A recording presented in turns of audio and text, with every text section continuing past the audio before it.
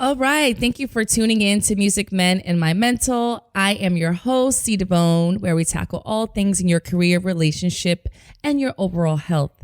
I am excited, as always, to start this podcast off. But today I have, I'm going to do things a little differently today. It's not going to be just an interview today. I have a guest, but I have a co-host today. It's different. His name is George 2.0, 2.0, whichever. Do you like 2.0 or you like 2.0? 2.0, actually. 2.0. Yeah, I like actually when it's said so that it doesn't sound like the number, because then people get it later on. They're like, wait, what is the 2.0? And then when they see it, they're like, shut up. Anyway, so I can tell, the people about you, but I'd rather you tell the people about yourself, because I can just say he's an entertainer. He's a stage manager, producer, actor, DJ, hype man, musical director, everything. Also my brother, Facts. like my brother from another. I Facsimile. love this guy and I love his energy. Tell the people about you. Those are all the things that I do. I am an actor by trade. That's probably the thing that I focus on the most nowadays. But I think that I'm a storyteller. And so I use all these different things to tell stories. I use music to tell stories. I DJ to tell stories. I write to tell stories. I co-host to tell stories, right? I think that that's the biggest thing that I can claim for myself, is that in every aspect of what I do, whether I'm on stage or building the stage, it's all about making sure that I get a chance to tell a unique story. Ooh, I like that. A storyteller. Yeah. A professional. So that means you lie. Just kidding. Well, I mean, that means you're a storyteller. There's the appearance of reality in everything that I do. Listen. All right. Well, I usually am talking to myself or just interviewing someone, but we start off with checking in. So we check in with our career, relationships, and overall health. Okay. And as a listeners, I want you to take the moment to check in with yourself, but let's check in with each other. So how are you feeling? What's going on with your career, relationships, and overall health? Overall, I feel really, really good. I have health insurance. Which is hallelujah. Which is a big deal, right? Which means at any point I can go and check in for real. Like I can check on myself or I can get a check up. And I think that's really important. Super important. Been focusing on diet and like cardio strength. Took up boxing. Ooh. Yeah. Where? Mayweather in LA. Wilshire. I'm sorry, what? Mayweather gym, like Floyd. Oh, I was like, you trained with actual Floyd Mayweather? Oh, no. It's just. I was like, what the hell? This is some rich people shit. No. I thought you were going to think like Cindy Mayweather. Oh, I was like, hold on. Oh, wow. Okay. No. I mean, like it's cardio strength. Okay. And it's the thing that I love about boxing is that I can't get distracted, right? Because you go to the gym, like, you plan to have like a conference call in the gym because you're like, I'll talk to you when I get on the elliptical or the bike or whatever, or you're taking the photo, or you're checking the gram, or you're doing whatever, right? But boxing, like, if you don't get distracted, if you get distracted, you're going to get punched in the face, in the mouth, in the eye, right? It's like life. Focusing on that. And then meal prep, man. You do meal prep myself. What? Yeah. That's it saves time. Right, it's not as big a deal. Like, Black people have been doing meal prep forever, right? We call it leftovers. Well, that's a little bit different, okay? But like if you make, you do your ground turkey on Sunday, then you can either do it on your pasta, you can do it in some tacos, you can do it over some whatever. The next 3 days, you make your sides, you decide what you want. So I'm not necessarily making like 3 meals a day for myself and my wife, but I'm making my protein, I'm making my vegetables. Okay. So that I'm not, because when you get hungry, that's when you start eating like the dumb stuff. It's 9 o'clock at night. There's nothing in the refrigerator. Time to go back to Grubhub. Time to go back to Postmates. You know what I'm saying? So if you have that already done, it just makes you feel better. That's good. You know what I'm saying? So yeah, you feeling good. I feel good. You've been in California though too, so you got that like. It's kind of even, isn't all it? changed up. It's kind of even around here. Okay, listen. Well, that's good. For myself, tell me. So speaking of insurance, I have shitty insurance, but I just got a new therapist. Super important. Mental health. Yeah, I don't think I like her. Ooh. This is facts. This Was is my she real recommended, story. or? So, I just went on like my ZocDoc and just found her. And this time I'm going to a therapist through a hospital. So it's different opposed to just going to a regular psychiatrist therapist. They ask you like a lot of questions. It took like a month for them to get me like a therapist.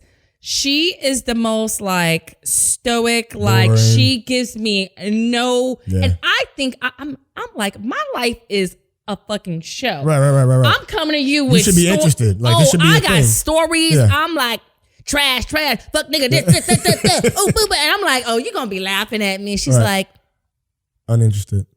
Oh, tell me more. I'm like, bitch, laugh. Like, that's interesting. You know what I mean? Like, she just gives me nothing. And it's just my second time. Yeah. Three strikes, you are out. Yeah. But how long are the sessions? It's 45 minutes, and apparently the registration today, they didn't tell her I was there. So I was there for 35 minutes waiting, which meant that my was time. Your session? Get out of here. So I had 20 minutes with her today. And when I had the 20 minutes, I was ready to go because I just don't feel like, I think she ends with like, you need to focus. Bitch, I know that. That's what I came here for. That's what I came here for because it's anxiety. Right. I actually wanted you to focus me. I'm like, what do I do? Focus. You know what, bitch? I need to, I think therapy is extremely, extremely important. I think it's a major component of just your overall wellness. Right. I haven't been in a while. I did premarital counseling therapy, and it was my first time really going to therapy at the time. Oh, wow. And I remember sitting in the room and being like, yo, this is so freeing and so comfortable and so necessary. Good. Share that with more men because we need more men to go to I think that therapy. we need to actually have those conversations as men and actually explain that it is a safe space. Right. Right? That you will actually feel better. Right? It's the same thing we did with like, pedicures. Like once we started telling each other like, bruh, get them to scrape that mess off the bottom of your heels. Your dirty ass feet. Yeah, you'll feel better. And then, niggas start doing it. Like, you know what I mean? Exactly. Okay. Well, yeah. So that's my therapy thing. Relationships, that's, Are you checking a box? No, not checking are you a box. Are you circling the box? Are you drawing in the box? I don't feel the anxiety that I used to have. So which will go into the topic, I'll go into that. But I used to feel like cuffing season's happening. Let me get the guy. Let me have someone so I can settle down with and I can watch Power with someone. Like I was, somebody on the couch. Right. Yeah. So normally I feel like the anxiety, and I'm not like that whole hot girl summer. It really did like prepare me to feel a little bit more independent, make me feel like I'm out. So you don't need to be cuffed I can or do cuffed this. now. I don't need to be cuffed. I might get cuffed. However, if I don't, I'm fine. I'll be okay. Maybe, I don't know. Anyway, the moral of the story is the therapy thing was a little, that's weighing on me. Yeah. But that's okay because, I have a yoga event coming up. Oh. And I don't know, by the time this airs, we'll see which, but I'm really excited about it because it's rooftop yoga. It's going to hot yoga or? It's going to be on the roof. So depending on how hot it is, okay. It could be hot or it could be a cool yoga. Hot yoga is depends on who you're with. Yes. And what they've eaten. Exactly. And how they take care of their overall wellness. Yes, it's going to be hip hop, hip hop music. I'm deciding if I'm DJing or not. Normally I curate the music, cocktails, everything. So what? It's going to be a fun event. It is September 8th. Okay. Dope. So, yes, I can't wait to have that. But anyway, that's dope. So the topic is the season. So seasons, the changes, and flourishing like a Popeyes chicken sandwich. Because Popeyes is flourishing right now. So they're like sold out and like it's crazy. Like, of course, except in Chelsea, as my friend Naima said, you go to 23rd. Someone found the last chicken sandwich. Well, because they don't eat carbs in Chelsea. So it's like, they were like, I refuse to eat a chicken sandwich. Yeah, it's why the people are in there just sweeping and cleaning up. You walk straight to the front. Oh, it's easy. You know what? I wouldn't trust it. If they said on national like TV radio that this is, I'm like, that's some people. Have you had it yet? I have not. But imagine like if you were an employee and you were like, we got the last chicken. And you just like made your own fucking you just basically took the chicken tenders and just made it on a sandwich. Like that's smart as hell. Yeah, nobody would know. and then it's, profit. Sell it. Take it yourself. Nobody know. Put it in the Popeyes Listen, bag. but okay, so let's talk about the seasons changing. Yeah. And because they're changing. And the reality is people just turn into this, people get depressed. People like I said, the whole cuffing season, is real. What, as the seasons are changing, what advice do we give to people during this time frame? It's we're running, we're biking, we're doing rooftop yoga. Right. We're having margaritas. You were so sad that. So basically, he comes in and he's like, I had a margarita today. And I'm like, okay. He's like, I was sad about it because I really wanted rosé, but I realized rosé is about to be over.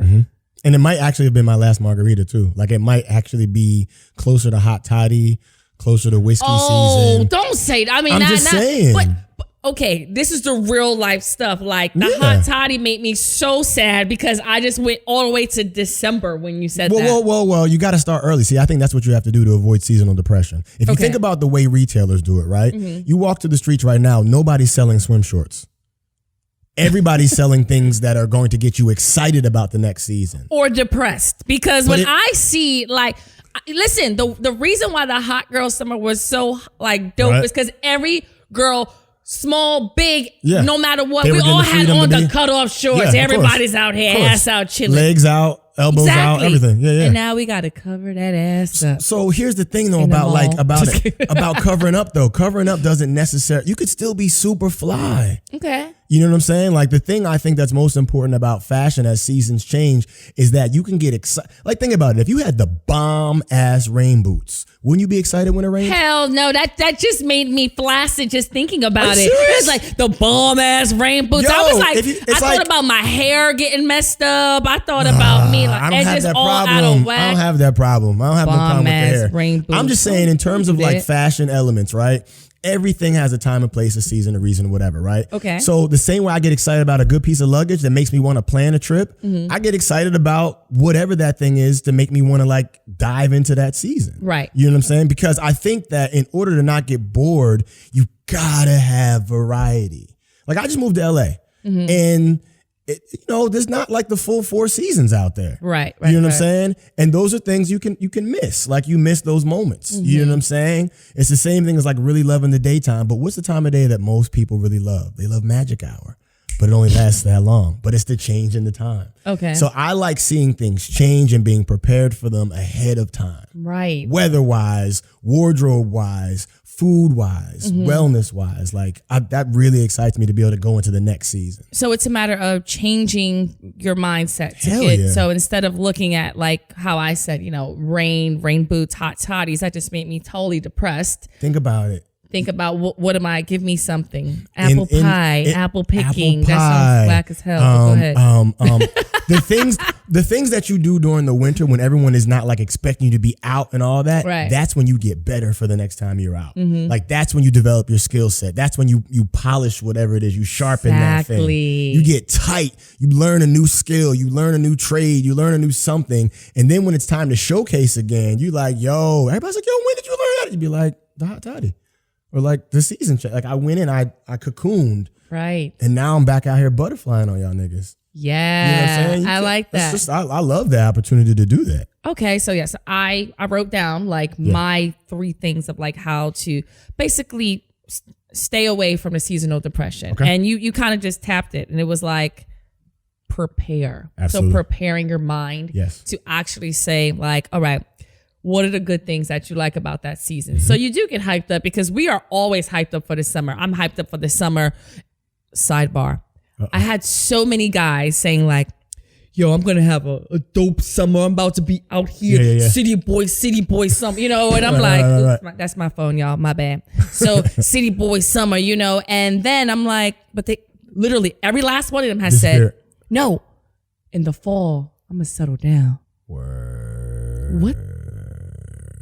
Because why? You want to settle down because now you want to be in a house with someone? Listen, but that was just a topic that just went off my head. They had to let that out. I mean, you dropped your phone. I was it triggered. got to you. You were triggered. Yeah, you threw all your phone on the ground. I was damn triggered. Woo, child. Anyway, because they're gonna be alone this fall, and that's the thing. Like you out here, and you having a good time, Yeah. and if that's a goal for you, Right. then you probably gonna be real lonely. So my first point is preparing the mind. Yeah. To really think about the good things. So opposed to having a like December, I just went into like depression just thinking. You skipped a lot of months in between. That's the point. My mind is so far gone But it's cool. to Like thinking negatively about the it. fall is gorgeous. Exactly. There's gorgeous. There's the leaves changing. There's Spend more time with family. Like you're actually home to get the phone call and actually talk when it's not outside and you're chasing, you're chasing the next appointment and there's fire trucks behind you and your mom's like, what is all that noise behind? You know what I'm saying? You're home. You're crafting. Like you're building on yourself. Like, you know what I'm saying? I love the fact that you said prepare though. Yeah. You know what I mean? Because if you're prepared for it, you can actually just change the way you feel about it. Right. Absolutely. Right. Like Without even the doubt. things that are in season, the food, things like that, Come on, getting man. excited Pumpkin for. pie you can't eat in July? You are killing me. You're There ain't no saying pumpkin all the pie in things July. I'm like, I'm not looking forward to. Like pumpkin. Pumpkin, sweet potatoes, Sweet, whatever. I mean, come on, say sweet potato, not pumpkin. Sweet potato, pumpkin, whatever. I mean, I like neither a one of them you eat in squash July. soup once in a while. I don't really but do squashes, pumpkin. but I get it though. It's fine. Yeah, black people don't even know damn pumpkin. I grew up Just around kidding. black and white people and Jewish people, so you know. So you I eat like- chitlins though too. You with still, my you pumpkin still pie. Eat So my card is black. Black. Oh, Jesus. All right. So my second takeaway is have a goal for the season. I like that.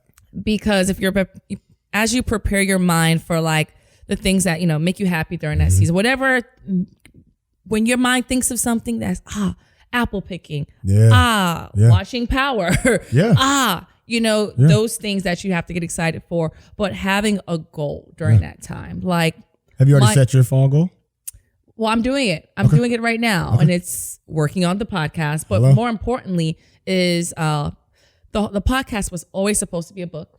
It was many moons ago that I started this. It's about 3 pages. I started with the men. I started with the music. I started with the men and my mental. So I have 3 full pages of each one. And I'm gonna really sit down and do that. What about you? I am actually going to make sure that I don't lose what I've started. So what happens for me in the summer is like, you work out, you get in shape. Then in the winter, you kind of lose it and you start all over again come the spring. Or January. Or January 1st, you're like, yo, I got to get back in the gym. I got to start eating right. I'm tripping. My goal this year is to not lose what I started, to build upon what I've already, been working on.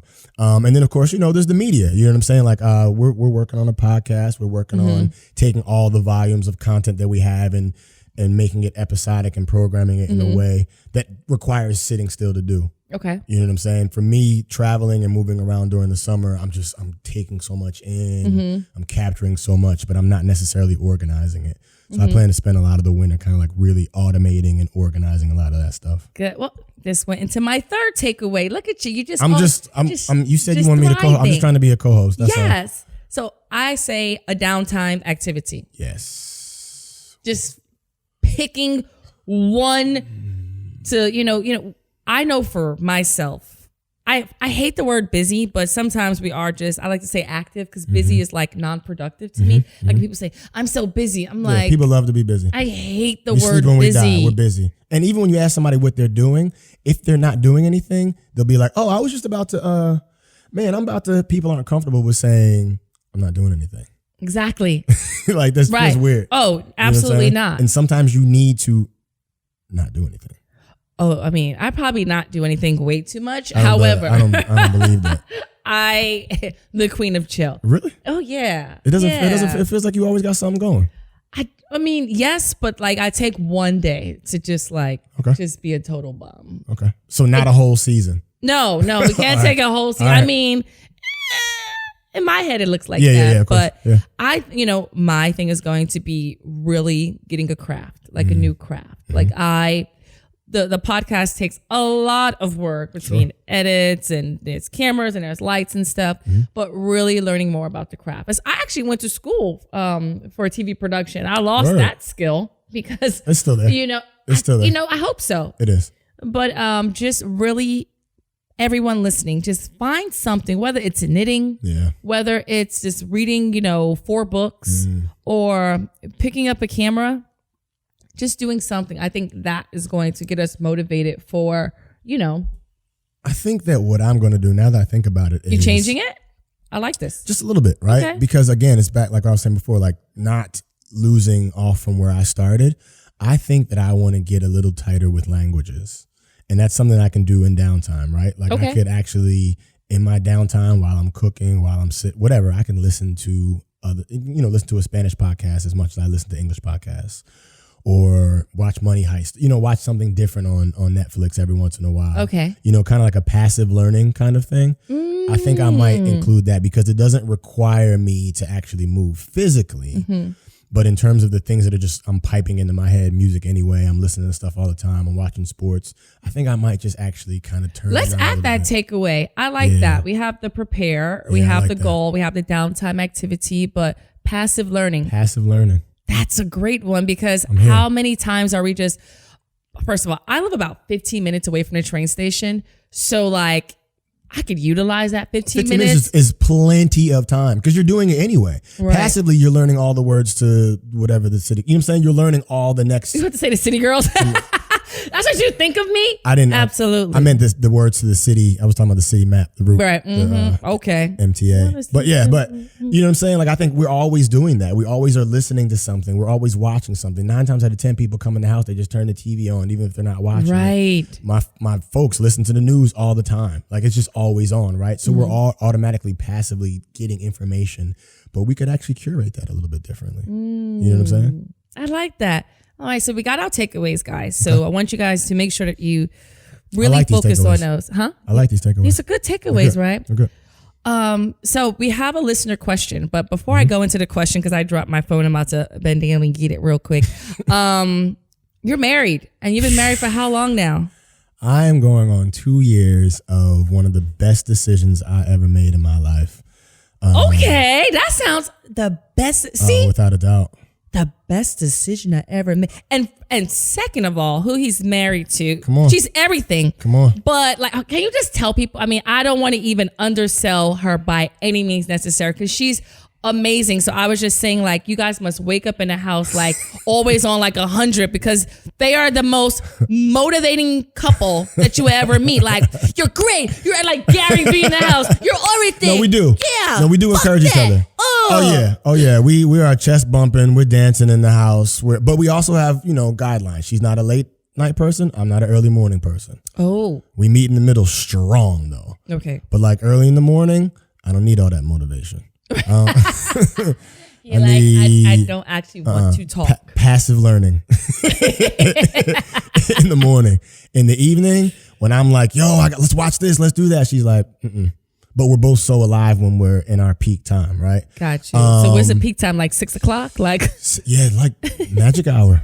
You know what I'm saying? Like anytime, usually from like 11 to like 7 is the time that we overlap in the best kind of way. She's an executive leadership coach, runs her own business, speaker on business development, extensively, really, really just careful in that area in terms of her thought leadership. Working with every major company that exists, keynotes and conferences. She is. And also we get the opportunity to bring that into the house just a little bit, not in the way where we like get on each other's nerves with our professions, but we can dot each other's I's and cross each other's T's. So because of her professionalism, I have no problem asking her when I'm pitching something or if something comes up that I have to speak on and I'm not sure like what language to use around this. I'm like, babe, like this is my thought. This is what I think my response is. What do you think? And that's actually more of the kind of motivating thing that we do for each other than even the chest bumps. Okay, so she's not like, all right, that's just start all over. Sometimes. Scratch. Oh. Yeah, sometimes she's like, oh, I'm so glad you didn't say that out loud in front of everybody. But that's supportive opposed to like. Well, because we're a team. Got you. And what's going to happen is all of her colleagues are going to be like, yo, this knucklehead, like, who is this guy? Why would she, the same type of thing as if you see, I'm a content creator. So if you see content that she puts out, although I have had the pleasure of creating a lot of her content with her, but if she puts up, a photo or a video and it's out of focus or just whatever, everybody's like, yo, why didn't her man say something to her about that? You know what I'm saying? So we do balance each other in that way. I love it. Oh, it's the best thing. And you forgot the most important piece, the conference. Yes. Like the creator of the Purpose. The International Day of Purpose. She is the founder of what is actually the longest day in the calendar year, because whatever, why wouldn't it be that day that you actually live out your purpose and you have the most days of hours of sunlight, right? Wow. So that's the time when you can actually be your best self for the longest, right? Wow. And so, we're really excited. It's been added to all the global calendars. It's been wikied. It's been certified. What? Yeah. Oh my goodness. International Day of Purpose. Yeah. Hey, Jovi. Hey, I would say, didn't even say her. He didn't even say her name. I mean, I'll just, at Jovi and Zane, okay. if you, for the listeners. Yes. I love it. Okay. So you've been married for 2 years. Best decision of, you see how my New York accent came out? Best decision of your life. Of his life. So I have a listener question, and it's someone who's married. Okay. They've been married for 4 years. They've been together for they've been married for 4 years. They've been together for 15. Wow. They've only had sex once their daughter was born. Okay. Wait. Yeah. I'm trying to read it properly, but basically, I think the daughter's like, let's do the math. They've been only married for 14 years, whatever. So wait, hold on. I don't know how long they've been together. So after the daughter was born, but the daughter's like 15 though. So I don't. But they've been married. I guess they've been together for the 15 years. They've only been married within that time frame of 4 years. Okay. Got it. He is not attracted to me, but he loves me. It drains my self-esteem, makes me feel less of a woman. I feel like another child instead of a wife.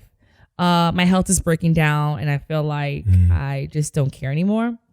I know, I have some problems, and I know I'm not the only person going through this.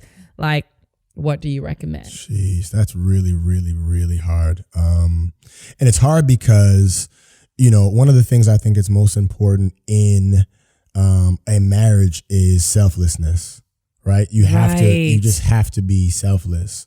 But as humans, we just naturally are selfish about the things that we want, right? Like you don't marry somebody because you're like, yo, I think I could change her life. You're like, no. Wait, some guy. I mean, that's where it might be an after effect, but you're not initially attracted to somebody because you can make their life better. You're attracted to somebody because you're like, I want them to be a part of my life. And by virtue of that relationship, you're like, I want to now be selfless and give up things that I thought were important just to me so that the we can benefit. Okay. And so in this situation, it seems like the individual, I can't remember who's not attracted to whom anymore. I think the man is not attracted to the woman. Mm-hmm. Yeah, they gotta date. Like they have to. When you're married, it's not the end of your dating life. It's the end of your dating life with other people. But when you have kids, can you still? Absolutely. You have to, even more so, because that's the primary relationship. The kids it's team A. It's you and I first. And we're not against them, but the kids even need to know that it is us first. This is the primary relationship. We've entered into a relationship with God, and from that we've produced this child, but this child cannot come between us. And so I don't know if that's exactly the reason why, but the other part, the real true part about it is sometimes people do fall out of love. Right. Like it actually happens. There are things that happen that people. Well, he loves her. He's just not attracted to her. So what do you do there? So, and I'm not sure exactly how to explain, because I think that you love somebody because, right? I love you because you're my sister. I love this person because they're my mom. You're often in love with someone despite everything else, right? I'm in love with you even though you get on my nerves and you snore. I'm in love with you even though you have a low credit score, whatever the thing is.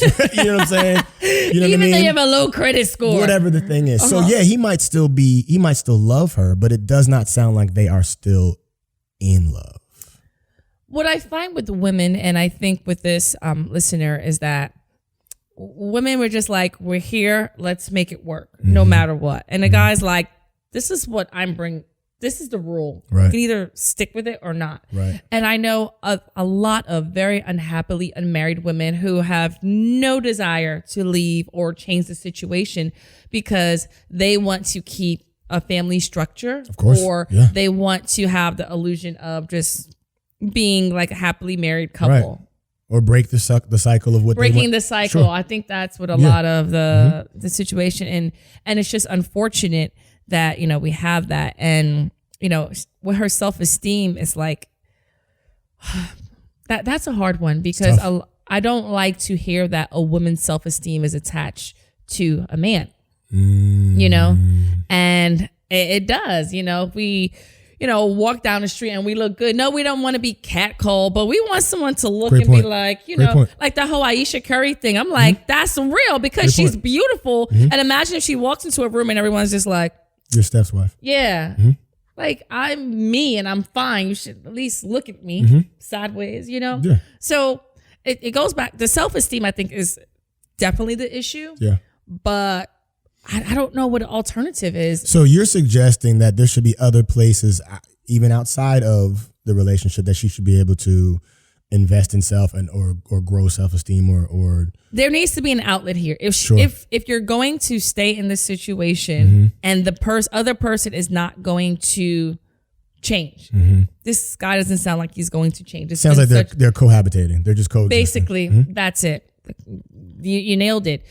So what do you do? Do you get a side piece? Or do you know, as here's what I will say about that, right? Have a whole side boyfriend? Here's the tough part. Here's the tough part about marriage, as I understand it, right? There are conditions that will come up in marriage that will not be favorable, right? Some of those conditions look like your partner having a really debilitating disease, and you're like, this sucks. I gotta go. But then you go back to the vows and it's like, sickness and health. Right. Then there's these situations where you're not attracted to each other anymore because of whatever else. And you go back to the vows and you're like, till death do us part. And then, you know, there's all these kind of like contrasting, you know, how do I feel? And then what did I vow? And that's why the oath of marriage, I think, is so important. Like, that's why we have to take it so seriously, because you don't know what's going to happen. Right. But seriously. I'm signing up and I don't know. You got no idea what's going to happen in a year or 2 years or 15 years or after the kid. You know, you have a lot of parents that wake up from their marriage at 18 when they drop their kid off at their HBCU. Hey, he's a Morehouse guy. Ew. Did you get that? Okay.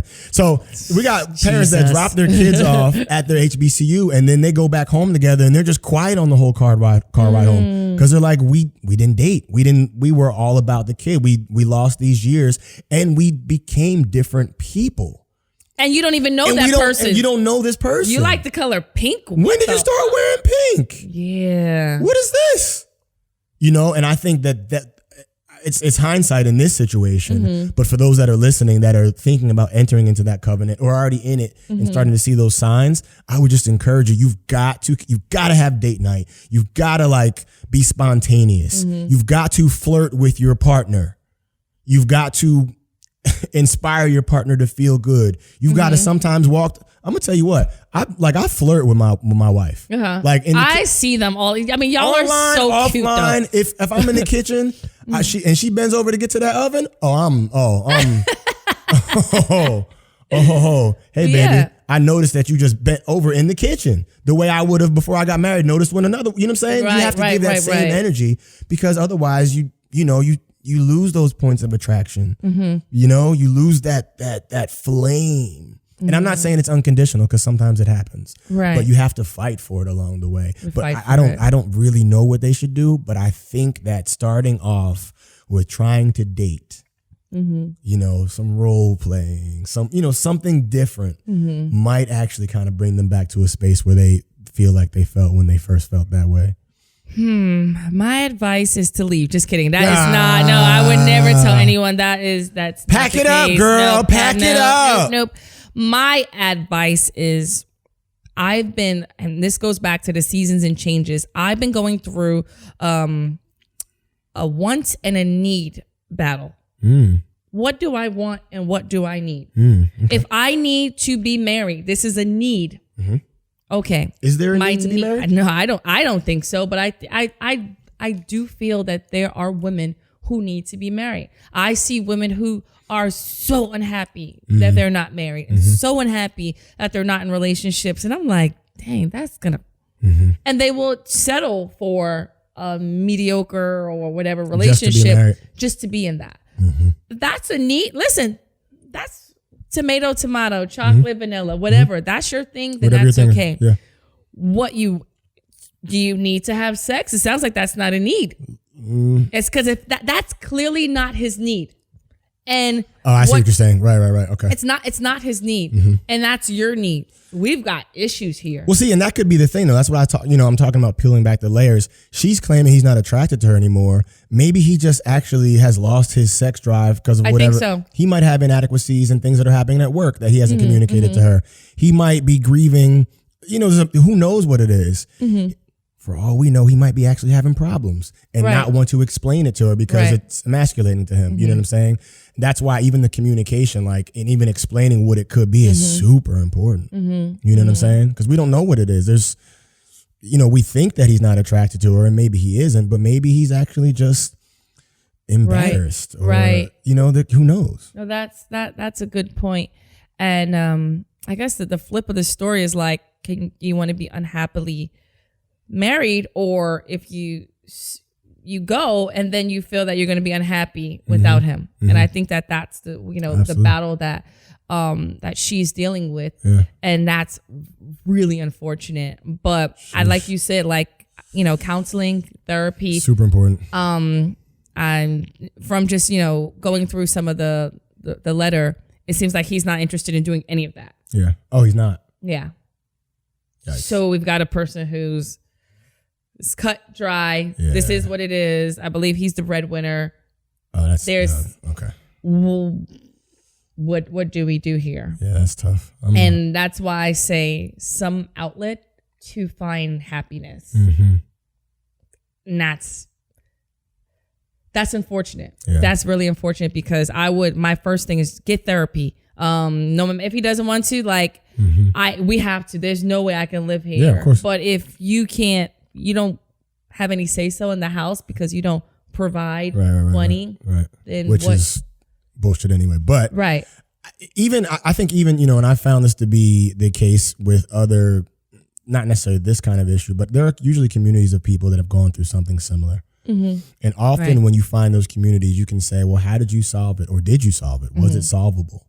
So if therapy is something that he's uncomfortable with, I think that at the very least, it's very plain and easily identifiable that there is a chasm between them sexually. That's undeniable, right? He has to know that they haven't had sex since the last time they had sex. Right. That's a fact.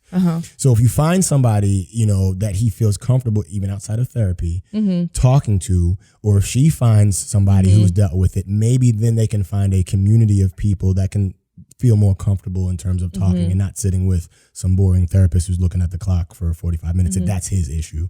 Not saying that it should be, but maybe he needs to find somebody else who's more of a peer that he can kind of talk through it with, or the same thing for her. Do you think that maybe he's doing that so she can leave? Wow. I hadn't thought about that. I am sure it's a possibility. If I'm not getting anything, I'm gonna eventually be like, but if you're providing and I'm doing everything, and then I don't give you sex, it's like, that's next to I'm not gonna give you any food to eat. But why wouldn't he just leave? I don't know. Unless he's just a completely passive individual, it would seem to me like if he wasn't happy, it's like, I'm here, I'm chilling, I'm comfortable, and maybe he's okay with it. No. Yeah. You know what I'm saying? There has to be something about the relationship, whatever it is, in whatever way they've become a utility to each other. He brings in the money and whatever is happening, there's something she's providing for him. Right. That he's not comfortable with losing. And the same thing with her. There's something keeping you there. Whew, that's a hard one. Could you stay in that? You don't even wish that upon me. Yeah, I can't even see that color. I don't even know. And not saying that I'm okay. Maybe not 15. I'm not saying I'm impervious to that. You know what I'm saying? We have our issues. We're human beings. But I feel like even through conversations like this is back to the peer thing, right? The more you talk about these things, the more you're prepared for them Absolutely. You know, in their, as they start to develop. And I would hope that one or both of us would recognize it early enough to fight for it, or to fight through it, to, you know, to squash it. But if the person doesn't want to have sex with you and then they give you that like pity fuck, or like, and then like now you you got your sex now and you're right. Just well, I mean, nobody, nobody wants the pity. Like that's. I just found out the word pity fuck and I got that's so excited. Real phrase. Oh, I didn't know about it because I was giving out so many pity fucks for so long that I was like, oh, there's a word for this shit. Damn. And what is it? Is it like, I mean, is it a you're not participating? No, but it's more like I'm here. Shit, no big deal. Not like rapey, but like on some not. Like, all right, I guess you deserve it. Ah, interesting. Like sad. It's just a condition of the relationship. Condition. So. There you go. Yeah, I haven't conditional. I don't think I've had one of those before. No, you have. Just kidding. No, every guy has that. It's like, you know, there's a nice dinner. We went, you know, and then you're like, is he gonna want some? Well, here's the thing, though. I think for a lot of guys, in terms if that kind of thing happens, I don't know if they're that disappointed. Okay, you know what? I think pity fucks go. Okay, let me fix that. Yes, there's conditions inside of a relationship, though. In a relationship, of course. Okay. Of course, in a relationship, but outside of a relationship, it could be like, you know what? Maybe just a nice guy, but you don't want. Yeah, because for the dudes that are out there just swiping, a lot of them are actually just looking for that. Like that's actually like that's the punctuation. That's dessert. Well, that's that city boy summer that's gonna have you with a failed fall. Okay. Oh my gosh, city boy summer. Well, we wish her the best of luck with that. Yes, we pray for you and send you good vibes. Yes, praying for you, but therapy is necessary. It's no way to go around that. Whether you have to do sneak therapy, whether you have to do an intervention that is, you know, really important, or if you have to take the time away to really like think about what you want and to see what you want in the marriage, or if that's going to be okay with you to not have sex, then y'all have to figure out something. Like, are you going to be, if it's a non-negotiable, we're not having sex anymore, I would, honestly, I would say, okay, well then I'm going to have sex somewhere else. Yikes. Is that fucked up? Yeah, that's still infidelity. That's why I'm not married. That's cheating. If he's not giving you sex and y'all are married and he's like, I'm never going to have sex. I never want to have sex with you. Cheating. I do not want to have sex with you. What are you going to do? Cheating. Just stay sexless? I mean, you know, you might have to buy some machinery. It's a lot, you know, the dolls, like and also the dolls and shit with a full-on relationship. It'd be hilarious if she got a doll that looked just like him. That's scary as hell. he goes to get in the bed, pull back the covers, and he's already there. You know what? That actually that is sound advice. There we go. We got to it, sis. Like we figured out what it is. Since things are getting weird. Buy a doll that looks just like him, dress him up in his clothes, and date him in front of your husband. There you go. We found it. Yo, that is so funny because if we're going to just get weird, let's just make it weirder. You know what? That's real. If you're going to be weird, I'm going to be weird. That's actually really sad. Oh, Jesus. That is not good advice. However, seriously, therapy is the only way, whether it's forced, not forced, that's a real thing. And also just finding out what you need, what you want, what makes you happy. And for his needs, like you guys have to, like that selfless comment, that is real. Super real. Being selfless. Yeah. But segue, not segue. You're on the road right now with fine ass Jadena. I'm in some of those photos also. I've been. Oh, jeez. You're my brother. You matter. I mean, but this is being recorded. But it don't video count. Too, right? Huh? You said what? Shut up. No, I'm not gonna lie. I'm not gonna lie. Like my brother.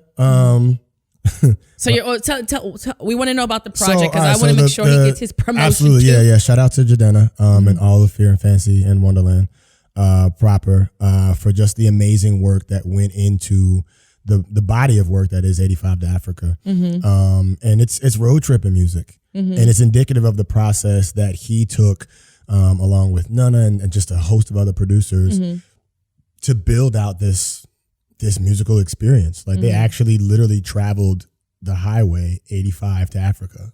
Wow. You'll hear him talk about it in interviews, but in short, 85 is a highway that goes through Atlanta. Yes, that's what I thought it was like the Atlanta to Africa. So from Atlanta, you can actually take a direct flight straight to Africa. Okay. And so literally, if you get on the 85, it's almost like the 85 ends at the airport. Okay. So it's like you're just going one fell swoop straight into Okay. there. And that's actually what they did over the course of the last year and a half in producing the music and bringing those experiences. And he even, he took us over there, even those of us who weren't actually, I didn't work on the production of the music, but those of us that were involved in other aspects of the live performance, we had performances over there. We had dinners over there. We went to his home in Enugu in the Imo State. Like we had tailors. We actually really adopted a lot of those things that we just heard him speaking about, and they became real to us in a way that made us all feel a level of ownership, not just over the project, but in the same way that as Americans, we want to know what is our connection throughout the diaspora. And so in the last couple of weeks, we've had the opportunity, he and I spent, I guess this was early July, late June. We did a Heineken tour where it was just, DJ artist, DJ rapper kind of thing. And we hit 3 different cities and just tried the music out on people and performed it in ways that we hadn't done before. And that just changed, when you create something like we've talked about, you're at home and you're hibernating and then you want to show it to somebody, you get a chance to see how other people react to it. Okay. And then his road manager, his day-to-day manager, Youssef, and the rest of the team decided they were going to just start doing these crazy pop-ups. Like, and people are going crazy, right? And you're on stage with him each time, right? Nana actually has been spinning all of them. Okay. I get the opportunity because I actually help curate portions of the live performance. I get a chance to bring that aspect into it as well. And so you'll find us doing some of the things that we'll do in the live show. You'll find those things happening at the pop-up, which makes people, 1, get a chance to hear the music from his perspective, 2, see an intimate performance, but also, and a lot of them don't even realize this, they're actually helping to shape the way the music is going to be received and presented from here on out. You know what I'm saying? Because if you do a call and response, or you see how people dance to Sufi Woman, you're like, oh, okay. Yeah, dope song. That works, right? I love that song, by the way. That sounds crazy. So you start to see, how should we sequence the show? How should we build out the performance? Should all the lights just be on the audience right there because they're wilding during this? Should he go out in the audience during that? You start to really build it out like that. So I've just been really fortunate over the last couple of cities to just be able to party with the music and to party, with Jadena and Nana and the team, and really figure out how the music feels in a way that otherwise you don't get a chance to if you just go into an office and you just hit play. You know what I'm saying? Or you just send the link out. It's been incredible. Okay, where are you guys going next? We're headed over to the continent. There's going to be a couple pop-ups over there. It's going to be some of that, you know what I'm saying? So yeah, and that's what's really important, you know what I'm saying? Because as you know, I mean, I see all the places that you go. You spend, I'm not forget when you went to Egypt, you're like, I get a chance to play nights over Egypt. Like when you take those records to places where they are supposed to be, and then you bring them back, you're just informed completely differently. Okay. You know what I'm saying? And I love the States for sure. But I'll tell you one thing, when you perform overseas, you learn more about performance and how it's received. I can see that. You know what I'm saying? You bring a different kind of energy back. So it's going to be cool. That's what you're doing next, and you guys going to be... That's the next big thing. Tour is going to be all throughout the fall. Okay. And you're focused on him because you do a lot with Wonderland. Yeah, so I started off with Wonderland. I was with Janelle for 10, 11 years from the very beginning of her career. I love Janelle Monáe. She's one of the most important people of our time.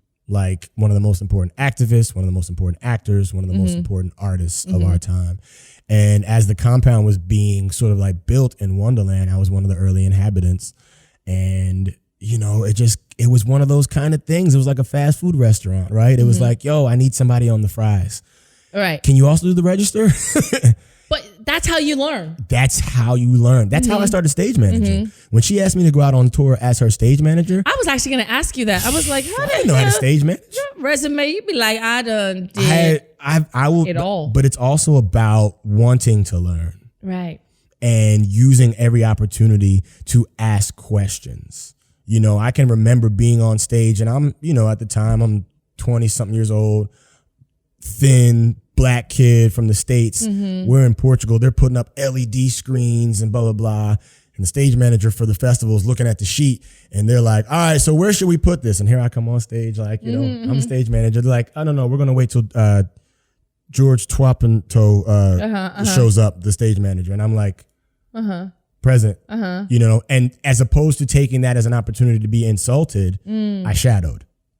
Gotcha. I asked questions. I did that. And that's what led to even producing shows for her on the Grammy stage, producing BT, you know, those kinds of things. So you're right. I check boxes, but I like to fill in the whole box while I'm there. You just check the box. You got a lot of space you haven't used. That's a gem right there. You know what I'm saying? Those little bars.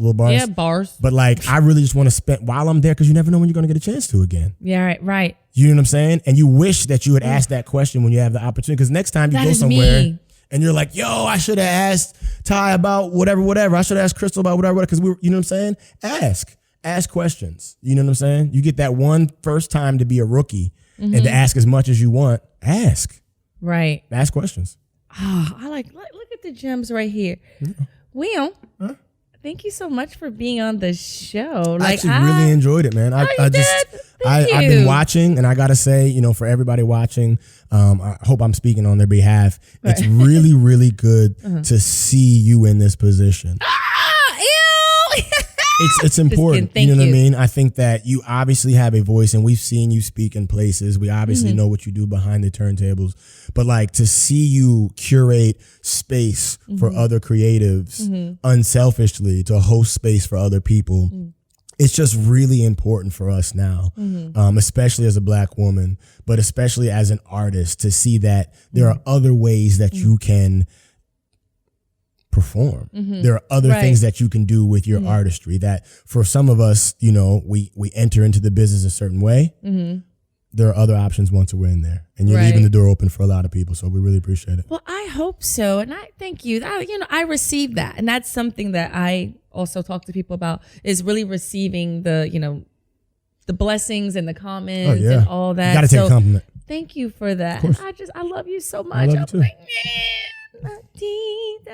it's my brother right here. I'm so honored to have you on the show. And where can people find you? I mean, you can book him for anything. I mean, there's a lot. But he just does it all. However, he's probably going to be busy.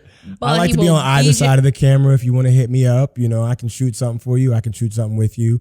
Of course, on Instagram. That's probably the easiest way to kind of see what I'm doing day to day. So that's 2.0, TWOPOINTOH. That's 2.0.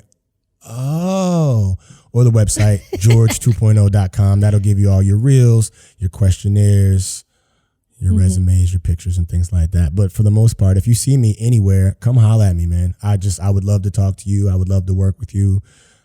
You are so personable. Oh, yeah. Oh, my goodness. I mean, well, that's actually like one of which you need to nail on the head right there, is like, you are likable. Thanks. And that's, so when you say the stage manager is saying, oh, who is this, you know? Yeah. And it's like, one, you didn't take offense. And then two, it's like, you're likable naturally. Like, you just had that about you. So people don't get, you know, like, oh, what are you trying to learn? You're trying to take my job. Right. That is like, my assistant, she's just so friendly and she's so nice. And I'm like, this girl, by next year, I'm going to be asking her for a job, because like, she's always trying to learn. Those are the people that get ahead. You know what I'm saying? You can't take offense to being thought of in a certain kind of way until you get a chance to open your mouth and prove differently. And when you do that, you ask questions, you are gracious, and you give credit to where the information comes from.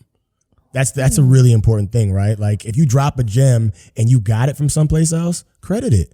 We don't write bibliographies no more. There ain't no bibliography in social media. Right. There's no works cited. Right. But there are drops. There are ats. It don't take nothing from you to you know, double tap somebody in real life. You know what I'm saying? It don't take nothing for you to credit somebody. You know, I'm a bit of an extrovert at times. Yeah. I cannot do it. I cannot go up to people. Like, even if I'm DJing at an event, which was recently, and someone who I really admired, and they've seen you and everything, they know. And I'm just like, I slid into DMs to be like, hey, you know, I love you so much, but I freak out in person. And I think that I am likable, but I just feel like my language, my body. I'm always like, is my breath stinking? Yeah. Like, I just get so totally nervous understand. where I'm like, or like if they're around too many people, but there are people like, I feel like you can just, in a room full of people, crowded, can just go over and say, hey, how you doing? I'm so-and-so. I'm like, I'm DeVone and I'm weird and awkward. But here's the thing though, being a fan is don't ever, because you, I mean, obviously your trajectory is crazy, but you never want to lose that thing. You never want to lose that wonder and that magic that makes you think of somebody in a certain kind of way. You just don't want to hold them to such a high pedestal that when they fall off, you're just crushed because you forgot they were human. If you remember they're human in the beginning, you can talk to them like a human in the beginning. Right. You know what I'm saying? And so, and I'll be honest, like it's difficult for me. That was one of the reasons why even with stage managing, I had to kind of pull back a little bit because I was, you know, I was seeing people and I couldn't get to them because I was working. You know what I'm saying? And so I had to make that adjustment. I had to find those opportune moments to actually talk to people who I wanted to have conversations with. Okay. You know, so I like that. Yeah. Thank you for that advice. Yeah. All right. Well, guys, thank you once again for tuning in to Music Men and My Mental. And another thing that you totally forgot to talk about is spring coming. Oh man, real Dude, quick. You're going to get knocked the fuck out. Oh man, real quick. He is the founder of Spring Coming in New York City, which is such a big deal. If you guys don't know, I am a Howard alumni. He's a Morehouse grad, an alumni. And you do something called Spring Coming, and I'll let you talk about it real quick. Yeah, so we're going on our 6th year. Shout out to my co-founder, Lauren Grant, graduate of FAMU.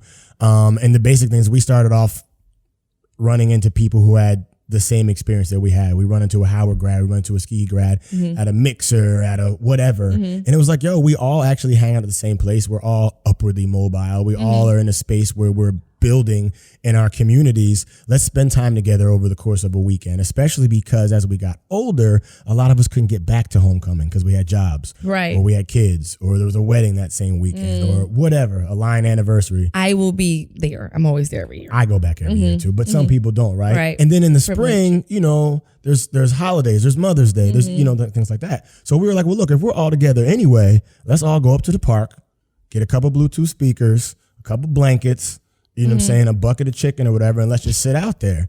Yo, niggas came out in droves. Like it turned, I mean, like it was just more people than we could even have imagined. And having everybody together like that made us be like, well, how can we give back to make sure that somebody else from these boroughs and North Jersey could have that same experience? So now what we do going into our 6th year is we have a festival weekend full of programming that includes everything from hackathons, going to church, stage shows, kickbacks, bar crawls, and we take a portion of all those proceeds from our sponsors because the entire weekend is free for attendees. And we make sure that we award some scholarship money to kids that want to go to HBCUs and ask that they come back here and contribute to the community in the same way we are. So you can find that at hbcuspringcoming.com. We'll be right back the 3rd week of April every year. We've been grandfathered into the city calendar. Come on out, rain or shine. Just flourishing out here. I mean, just flourishing. You know. Well, thank you guys for tuning in to Music Men and My Mental. You know, I'm DeVone. Thank you, George 2.0, for being on the show. Make sure you follow, like, and subscribe on YouTube at Music Men and My Mental. Thank you for tuning in. And make sure you actually listen to some of the last podcasts. Last podcast, we had Alicia Reese, and she was dropping all the gems about relationships and businesses and just everything. And you know, today we went into a little bit differently. Hope you guys, you know, give us some feedback and all that good stuff. Have a great day and make sure, you know, you feel a life of balance and purpose, international purpose. Just kidding. Purpose. All right, guys. Thank you. Peace, Bye. Peace.